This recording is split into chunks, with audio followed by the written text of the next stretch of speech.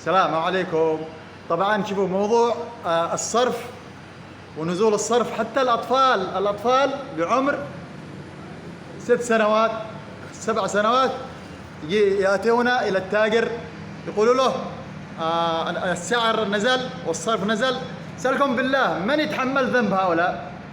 داخل أوروبا يكلمني أحدهم في سويسرا أو هولندا ما أذكر بالضبط، عندما تسأل أحدهم تقول له من رئيس الوزراء أو من عمدة المدينة، يعني عمدة المدينة مثل المأمور يعني هنا أو المحافظ. قل له مدينة زيورخ، جنيف أو أمستردام، يقول لك الله أعلم ما أدري. طبعا الله أعلم ذي من عندي، ما يدروا ما يعرفوا. لماذا؟ لأنهم عايشين حياة رفاهية وهم كفرة وهم يهود ونصارى.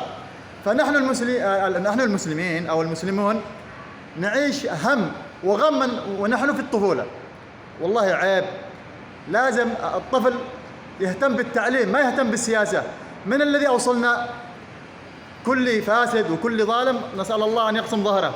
اليوم الوالدة حقي اليوم تدعي عليه وهو في صلاتها. فهذه نصيحة لكل من كان تاجر فاجر أو كان مسؤول فاسد أو كان يتقي الله بهذا الشعب المسكين. كفاية خلاص، الناس تعبت. عيشتم